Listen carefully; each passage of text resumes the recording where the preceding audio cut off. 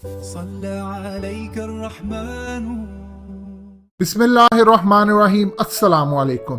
اسرائیلی یہودی زائنسٹ نے جس طرح مسلمانوں کے سینوں میں خنجر مارا ہے اور جس طرح پوری دنیا کا سکون برباد کرنے پر تلے ہوئے ہیں، اس کی تو کوئی مثال نہیں ملتی.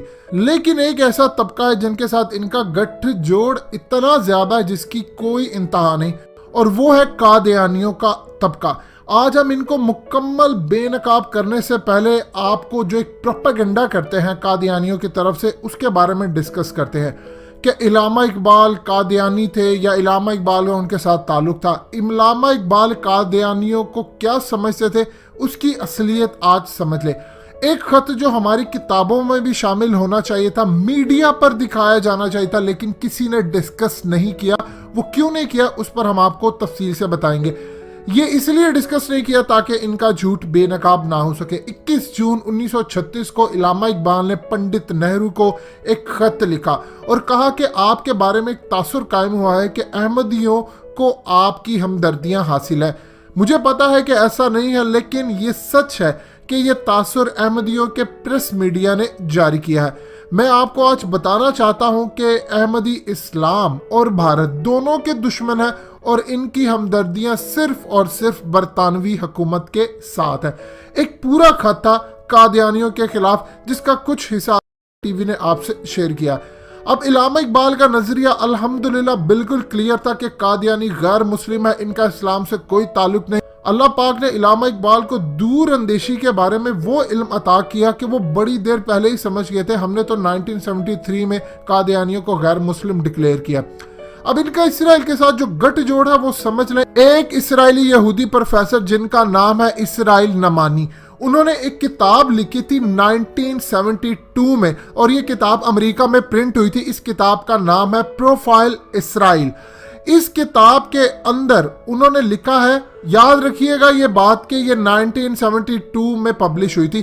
انہوں نے 1972 میں جو پبلش ہوئی اس کتاب میں لکھا ہے کہ اسرائیل کی فوج میں 600 احمدی ہیں، اور جس میں سے 300 لڑکیاں اور 300 لڑکے ہیں. اب آپ اندازہ کر لیں کہ یہ بات کسی عام مسلمان نے نہیں کہی یا کسی انٹلیکچوئل نے نہیں کہی، یہ بات کہی ہے اسرائیلی یہودی زائنسٹ پروفیسر نے کہی ہے. آج تک کسی قادیانی نے اس کو جھوٹا ثابت نہیں کیا، بلکہ یہ کتاب اور یہ تمام معاملات ہی ہٹا دیے گئے. آخر یہ فتنہ کیوں کھڑا کیا گیا اور اس کو میڈیا پر ڈسکس کیوں نہیں کیا گیا، اس کو آپ جان لیں. قادیانیوں کا فتنہ صرف اور صرف اس لیے کھڑا کیا گیا کیونکہ برطانیہ نے جب ہندوستان پر قبضہ کیا تھا تو ان کو ایک ہی ڈر ہمیشہ سے تھا کہ مسلمانوں کے اندر آج بھی چنگاری ہے جہاد کی. وہ جان دینے سے ڈرتے نہیں ہیں، اور وہ کبھی بھی آج نہیں تو ان کی نسلیں اٹھ کر ہم پر اٹیک کریں گی اور ہم لوگ ان کو کنٹرول نہیں کر پائیں گے. انہوں نے اسی لحاظ سے ایک جھوٹے نبی کے نام پر مرزا غلام قادیانی کا فتنہ کھڑا کیا جو جہاد کے خلاف تھا، جو جہاد سے کوسوں دور تھا. ان کو برطانیہ سمیت ہر جگہ پروان چڑھایا گیا اور مسلمانوں کو کہا گیا کہ دیکھو یہ لوگ ہیں صحیح، ان کو جوائن کرو.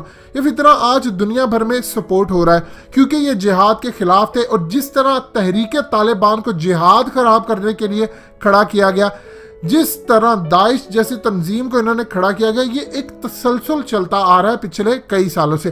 اور پاکستان کے اندر بیوروکریسی میں ان کی جڑیں اتنی زیادہ مضبوط ہیں، میڈیا کے اہم ترین لوگ انہی میں سے لا کر کھڑے کیے گئے ہیں تاکہ وہ اس طرح کا ایجنڈا اپنائے جس میں اسلام کا اسپیشلی مذاق اڑے. آپ ذرا کبھی غور کیجئے گا کہ رمضان کے مقدس مہینے کے اندر آخر کیا ایسی بات تھی کہ رمضان کے پروگرام شروع کیے گئے جس کے اندر کھیل کود تماشے کیوں شروع کیے گئے؟ تاکہ لوگ دین سے دور ہٹے. یہ تو اسرائیلی یہودی زائنسٹ کا ایجنڈا ہمیشہ سے رہا ہے. قادیانی وہ طبقہ جو اسرائیل کے اندر کھلم کھلا آزادی کے ساتھ رہتا ہے، اپنی رسومات عبادت جو بھی یہ لوگ کرنا چاہتے ہیں کرتے ہیں، لیکن کسی اور مسلمان کو اجازت نہیں ہے. لیکن غیر مسلم قادیانیوں کو ضرور اجازت ہے. اسرائیل کے تیسرے بڑے شہر حائفہ میں ایک علاقہ ہے کبابر. وہاں پر آپ کو جان کر حیرانگی ہوگی کہ ہزاروں کی تعداد میں قادیانی رہتے ہیں اور اپنے تمام معاملات سر انجام دیتے ہیں. اور وہاں پر سب سے زیادہ آپ کے لیے حیرانگی کی بات ہوگی کہ مائنورٹی، اقلیت میں، کم تعداد میں وہاں پر یہودی زائنسٹ اسرائیلی رہتے ہیں. یعنی اسرائیل کا وہ علاقہ جہاں پر اسرائیلی ہی کم ہے اور قادیانی زیادہ ہے. آج تک اس بات کو ہمارے میڈیا پر منظر عام پر لایا ہی نہیں گیا. دیکھیے الحمدللہ ہم تمام مسلمان اس بات کو مانتے ہیں کہ حضرت عیسیٰ نے آنا ہے، جبکہ مسیحی بھی اس بات کو مانتے ہیں۔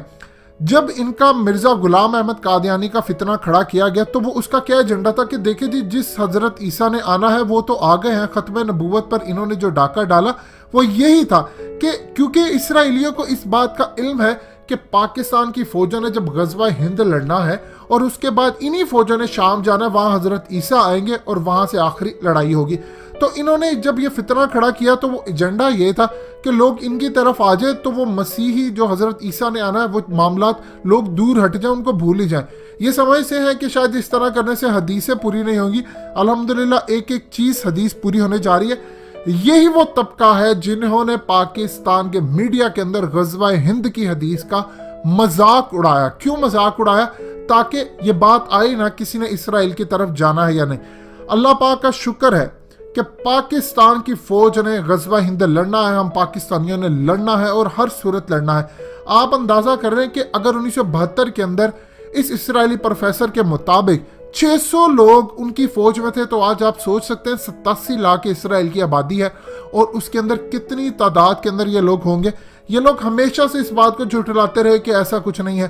اگر ایسا نہیں ہے تو آپ حیفا کے اندر رہتے ہیں، وہاں پہ محمود مسجد 1930-31 میں قائم کی گئی ہے، آپ کا وہاں پر نیٹ ورک ہے، پورا کوارٹر ہے، تو آپ جا کر اسرائیل کی کورٹ کے اندر کیوں نہیں کیس کرتے اس جوئش پروفیسر کے خلاف، اس کی کتاب کو بین کروا دیں آپ مکمل طور پر۔ لیکن چونکہ سچ ہے تو اس لیے ہو نہیں سکتا۔ ایک بات یاد رکھیے گا، اسرائیلی دجالی الومناٹی اور فری میسن ان کے ساتھ لڑائی ہماری رہے گی اور انشاءاللہ رہے گی، اور اللہ نے چاہا تو آخری فتح ہماری ہی ہوگی۔